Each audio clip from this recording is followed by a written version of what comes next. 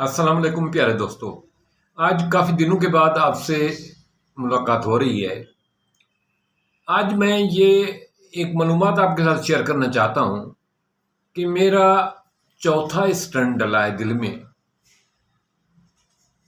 تو یہ کیا وجوہات تھیں، کیا پرابلم مجھے پیش آ رہا تھا اور کیسے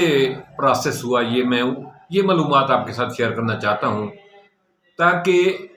اور لوگ جو انجینے کا، دل کے پرابلم کا شکار ہیں، ان کو اس کے بارے میں آگاہی ہو اور وہ اس معلومات سے فائدہ اٹھا کر اپنی صحت کے بارے میں بہتر فیصلہ کر سکے۔ دوستو، تقریباً 3-4 ماہ سے مختلف ادویات اور پرہیز کے باوجود یہ مسئلہ پیدا آ رہا تھا، مسئلہ مجھے پیش آ رہا تھا کہ میں خاص طور پر صبح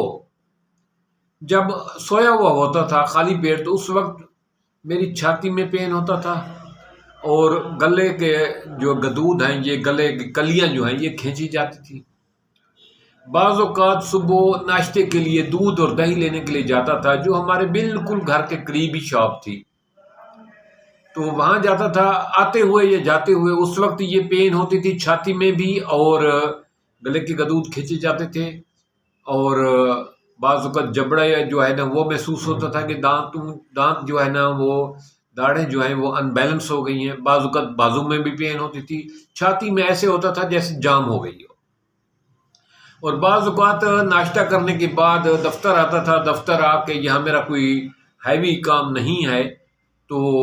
میں جو ہی دفتر میں آتا تھا اور بیٹھتا تھا، تو اس کے بعد بیٹھنے کے بعد یا دفتر میں انٹر ہونے کے بعد، حالانکہ دفتر کے اندر ہی آ کر میری موٹر سائیکل رکتی تھی، موٹر سائیکل سے اتر کر چیئر پہ بیٹھنے کے دوران بھی بعض اوقات یہ میرے ساتھ کنڈیشن ہو جاتی تھی کہ مجھے چھاتی جام ہو جاتی تھی، گلے کے گدود کھینچے جاتے تھے اور درد ہوتی تھی۔ تو اس سلسلے میں میں مسلسل ڈاکٹر سے رابطے میں تھا، ہر 15-20 دن بعد ڈاکٹر سے رابطہ کرتا تھا، اور میری کم و بیش رات کو 14 مختلف میڈیسن جو چل رہی تھی اور صبح کے 6-7 تھیں، جس میں نیند کی بھی شامل تھی اور شوگر کی بھی شامل تھی، مختلف میڈیسن تھی جو ڈاکٹر صاحب نے تجویز کی ہوئی تھی۔ تو جب مجھے یہ پرابلم زیادہ ہوا اور دن میں بار بار مجھے اینجی سائڈ استعمال کرنی پڑی، زبان کے نیچے گولی رکھنی پڑی، تو میں نے ڈاکٹر سے رابطہ کیا۔ ڈاکٹر نے کہا دیکھو، آپ کے 3 اسٹنٹ پہلے ڈلے ہوئے ہیں، 3 اینجیوگرافی پہلے ہو چکی ہیں، آپ جو ہے نا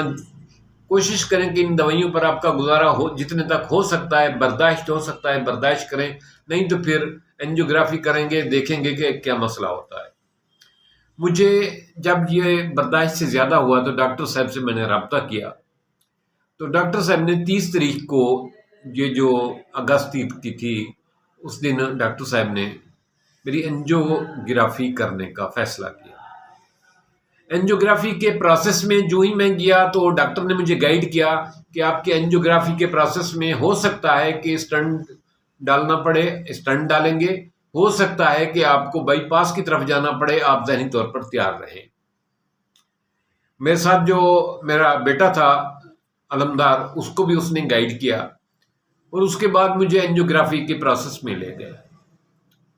لیب میں لے گئے۔ وہاں جو ہے پہلے میری جتنی اینجیوگرافی ہوئی تھی وہ ناف کی سائڈ پہ جہاں سے ہپ جوائنٹ شروع ہوتا ہے، وہاں سے انہوں نے جو ہے نا ٹانگ کے اوپر ہپ جوائنٹ کے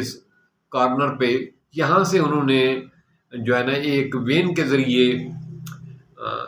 اینجیوگرافی کی تھی۔ 3 دفعہ وہاں سے ہوئی تھی۔ اس دفعہ انہوں نے جو ہے نا رائٹ بازو کی یہ جو جگہ ہے، یہاں سے انہوں نے جو ہے نا اینجیوگرافی کے لیے یہ جگہ سلیکٹ کی ہے، اور یہاں سے انہوں نے اینجیوگرافی کا پروسیس شروع کیا۔ تو مجھے چت لٹا دیا گیا، اور اس کے اوپر مجھے میرے اوپر کپڑا ڈال دیا گیا، پھر مختلف مشینیں میرے قریب کر دی گئیں، اور انہوں نے یہاں سے انجیکٹ کر کے فرنولا پاس کیا اینجیوگرافی والا، اور اپنا پروسیس شروع کر دیا۔ مختلف کیمرہ جو ان کا تھا، اینجیوگرافی مشین جو تھی وہ میری چھاتی کی مختلف سائڈ سے، مختلف زاویوں سے، مختلف اینگل سے پکس لے رہی تھی، اور سامنے سکرین پہ نظر بھی آ رہا تھا، میں بھی دیکھ رہا تھا۔ تو انہوں نے بتایا کہ بھئی ایک وینس میں، شریان میں جہاں پہلے اسٹنٹ ڈلا ہوا ہے، وہ وینس جو ہے نا، وہ شریان دوسری جگہ سے جو ہے نا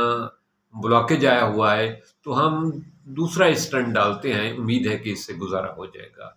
تو انہوں نے دوسرا اسٹنٹ کا پروسیس کیا اور ڈالا، اور تقریباً 1 گھنٹے کے سارے پروسیس کے بعد مجھے بیڈ پہ لٹا دیا گیا۔ اس کے بعد کلاتھنگ ہوئی، پٹی ہوئی، 24 گھنٹے میں انڈر آبزرویشن رہا۔ اس کے بعد مجھے چھٹی مل گئی اور میں گھر آ گیا۔ اس کے بعد انہوں نے مخصوص دوائی دی جو تقریباً 4 گولیوں پر مشتمل ہے، صبح شام وہ میں استعمال کر رہا ہوں۔ 1 ہفتے بعد میں نے ڈاکٹر صاحب سے رابطہ کیا ہے، چیک اپ کروایا ہے۔ تو یہ سارا کچھ آپ لوگوں کے ساتھ یہ معلومات شیئر کرنے کا یہ مقصد ہے کہ اگر آپ کو اینجیوگرافی نہیں کرائی، آپ کو بار بار چھاتی میں پین ہوتا ہے، بار بار ان کندھوں میں پین ہوتا ہے، یا جو ہے زبان کی جو گدی ہے وہ کھینچی جاتی ہے، بار بار کلیاں جو ہیں وہ کھینچی جاتی ہیں، بار بار آپ کو اینجی سائڈ یوز کرنا پڑتی ہے، یا آپ کو بیٹھنا پڑتا ہے، ریسٹ کرنا پڑتا ہے، یا ٹھنڈے پسینے آتے ہیں، تو آپ کو بغیر ٹائم ضائع کیے ہوئے فوری طور پر دل کے ڈاکٹر کے پاس رابطہ کرنا چاہیے اور اس کی ہدایات کے مطابق عمل کرنا چاہیے۔ ڈاکٹر اگر مشورہ دے اینجیوگرافی کا تو پریشان نہیں ہونا، خوف زدہ نہیں ہونا، یہ جسٹ ٹیسٹ ہے، کوئی چیر پھاڑ نہیں ہوتی۔ دیکھیں مجھے یہاں سے انہوں نے اینجیوگرافی کی تھی، یہ کیمرہ اگر دکھا سکتا ہے تو یہ جگہ ہے جو ابھی نظر بھی نہیں آ رہی، اتنی سا نشان ہے کہ یہ نشان نظر بھی نہیں آ رہا۔ تو آپ گھبرائیں نہیں، اللہ پاک کرم کرے گا۔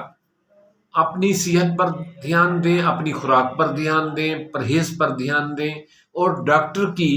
بتائی ہوئی ہدایت پر عمل کریں۔ چوتھا اسٹنٹ ڈلوایا ہے، الحمدللہ 30 تاریخ کو میں نے ڈلوایا تھا، اب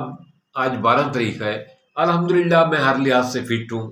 صرف تھوڑی سی کمزوری محسوس ہوتی ہے، وہ بھی ڈاکٹر صاحب نے کہا ہے کہ آہستہ آہستہ کور ہو جائے گی۔ اللہ پاک تمام دوستوں کو تندرستی عطا کرے، صحت عطا کرے۔ دوستو، جان ہے تو جہان ہے، تمام رشتے، تمام دوستیاں آپ کی زندگی تک ہیں۔ انسان کی ساتھ سب سے بڑا مخلص جو ہے اس کی اپنی صحت ہے۔ اگر صحت ساتھ چھوڑ دے تو سارے رشتے آہستہ آہستہ کر کے ساتھ چھوڑ دیتے ہیں۔ اپنی صحت کا خیال رکھیں، اپنی صحت کو بہتر بنائیں، اپنی صحت کے معاملات میں غفلت نہ برتیں، چاہے آپ اسٹوڈنٹ ہیں، چاہے آپ نوجوان ہیں، چاہے آپ بزرگ ہیں، چاہے آپ مرد ہیں، چاہے آپ عورت ہیں۔ اپنی صحت پر توجہ دیں، خاص طور پہ اپنے دل اور دماغ کی حفاظت کریں، تاکہ آپ کا دل اور دماغ